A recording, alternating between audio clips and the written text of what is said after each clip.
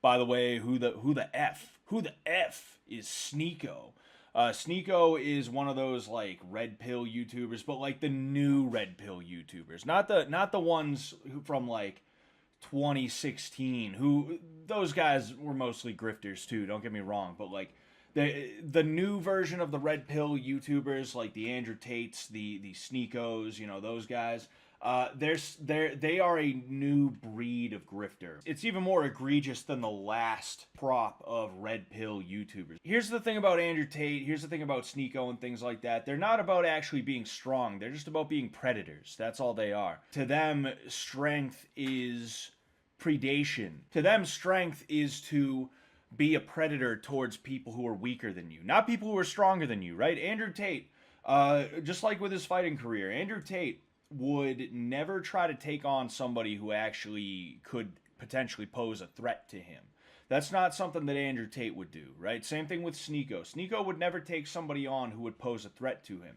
And I know you guys are probably thinking, well, I mean, he tried to take on Sean Strickland. That was a controlled environment in which he knew it was going to be better for him to spar with Sean Strickland than it would be for him to not, right? I mean, at the end of the day, like, you got Sneako trending right now, basically, for getting his ass beat by somebody who, of course, he was going to get his ass beat by this person, right? Are we gonna act like we're surprised that he got beat up by Sean Strickland? No, of course not. Obviously, he does. It's a situation where it's like, his supporters are going to be like, well, I mean, he didn't back down. He didn't get knocked down.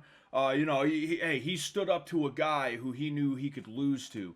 And it's like, yeah, it was a sparring match. Sean kind of teed off on him in a dickheadish way. Sean is another version of a guy who he loves to be a predator towards people, if we're just being honest. And it's not the same as if there was actually really something at stake, right? And that's why Sneako won't fight Brandon Buckingham, right? And he straight up said it himself. He does not want to put his masculinity on the line by fighting and potentially losing to someone like Brandon Buckingham. No, the fact is he knows that Brandon would make a fool of him in a way that he could not just write off as something that was expected, right? And that's kind of the point that I was trying to make about Sean Strickland is this was a controlled environment in which he knew that nobody expected him to win. So he knew there was really nothing to lose in the first place.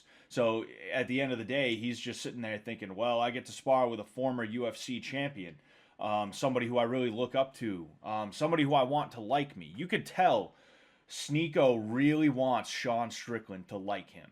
You can tell he really, really wants Sean to like him. And Sean, he sees right through that influencer bullshit. Sneako probably thought, yeah, if I go a round or two with Sean Strickland, maybe I'll win his respect. You didn't win his respect. You just got your ass beat by him. He doesn't respect you, right? You did not win anyone's respect, especially not Sean Strickland's. At the end of the day, right, the point that I'm making about these guys is these modern day red pill YouTubers, like, they are predators. They're trying to teach you to be a horrible person, the type of person that you would have hated back in high school, right? Because that's the type of dude that ends up going after a lot of these guys, right? Meaning like they take after them. The Andrew Tates, the Sneakos, the people like that, right? It's the dudes who, like, in high school, they were inept. They couldn't really get a girlfriend. They were upset about it. They were dweeby. They were just not taken very seriously, right? Those are the same kinds of people who sit there on Reddit like, oh, girls only like the bad boys. Girls don't like nice guys like me, right? Basically, these people who were like dweebs in high school, they find dudes like Andrew Tate and Sneako, and they give them tons of money to just learn how to be like the exact type of dude that they swore they'd never be like in high school. And in one way, I kind of understand it. There's that meme about like villain origin stories and things like that, and I feel like that's kind of what it is with a lot of these people who follow Sneako and Andrew Tate. But that doesn't make it okay. That doesn't make it a good thing. At the end of the day, Andrew Tate and Sneako, like I said, they are predators, and part of their grift, part of the way that they prey on these people, the way they prey on people is they find the types of dudes who are like that, the dweebs who, like, you know, they're timid, they're meek and things like that, they grift off of those people. Now, if you were genuinely helped by Andrew Tate, if you were genuinely helped by Sneako, like, I'm not gonna begrudge you that. Like, if you were able to become a better person by listening to them, then hey, good for you, man. Like, genuinely, good for you. Like, whatever it takes, dude. Whatever it takes. For me, it was getting knocked down until I got tired of it, and then getting into that guy right there. That gentleman right there. That's what it took for me to kind of stop being a shithead, right?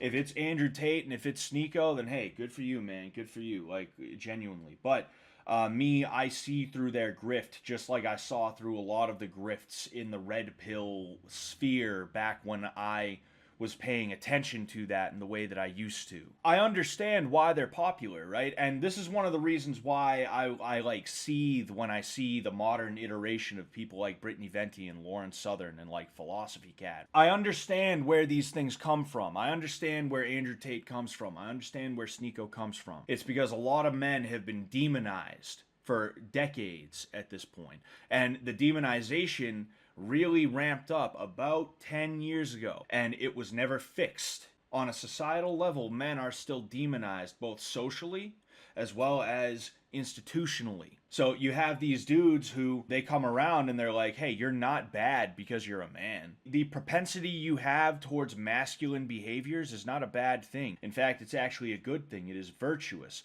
When you have people who are saying that, men, specifically young boys, are going to end up finding these guys and being like, wow, dude, that's crazy, bro. That's exactly how I feel inside. I feel like I'm not a bad guy. I feel like I'm just a dude, and there's nothing wrong with that. And they're going to end up being attracted to those guys. I brought up people like Lauren Southern, Brittany Venti, Philosophy Cat, and it's because the current iteration of them is inexcusable in my mind. I'm not trying to like police them or tell them what to do or anything like that. It's just, it's inexcusable the way that they are, and that's why I kind of seethe about it a little bit whenever I see it. I'll be honest, I seethe a little bit about it. Because these are people who saw exactly how bad the problem was, and they saw that the problem never actually got fucking fixed. And now that the problems are not fixed, and they seem to also be getting worse as time goes on, you got these dudes like Tate and Sneako who come around, and instead of people like Lauren Southern who know what the problem is, continuing to try and attack the problem, they sit there and they turn the guns towards people like Andrew Tate. Because at the end of the day, someone like Lauren Southern would rather have a society where men are demonized, where men are absolutely like hated and taken advantage of and things like that. She would rather have that and argue against that than have a world where men are not demonized and they are men per se. They are providers. They stand up on all 10. And they get their jobs done, and they don't bitch and moan about, like, dumb things, and they're not pussies. But also, maybe, you know, they're a little bit chauvinistic. Maybe sometimes they tell you to get back in the kitchen. And it just shows you where the loyalties actually lie in terms of someone like Lauren Southern or a Brittany Venti or a Philosophy Cat. I understand, like I said, I am not a Tate supporter or a Sneako supporter in any way, shape, or form. I just understand what led to that. I understand what is behind all of that and why someone like that, why someone like those people could get big in the way that they have. And to have someone who has been in the game for about as long as I have in terms of like paying attention to this stuff, sitting there after years being like, oh, you know what, actually the real problem is Andrew Tate. It's like, no, actually, what has Andrew Tate done? Andrew Tate got arrested. When's the last time feminists got arrested in that way? What has Andrew Tate done institutionally to ensure that men are gonna get their sandwiches made at 2 p.m. every day, or else the woman who is in the man's life is gonna get thrown in jail? What has he done institutionally to ensure that there is some kind of like chauvinist masculine energy or presence that is enshrined in law? What has he done? He hasn't done anything. Right? He's just a guy who grifts, and that's it. You know, you got some fucking annoying people who, like, listen to him like he's Jesus.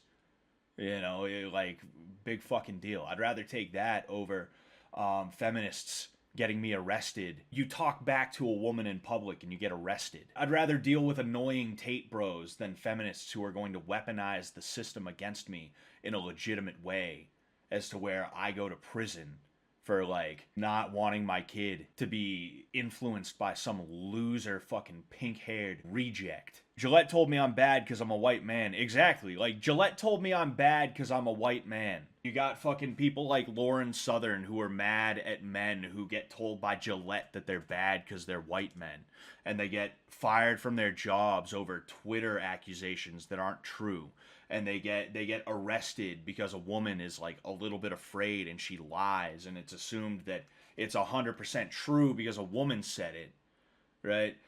You got that going on, and meanwhile you got people like Lauren Southern who are like, "Oh, but Andrew Tate is bad." And it's like, shut up.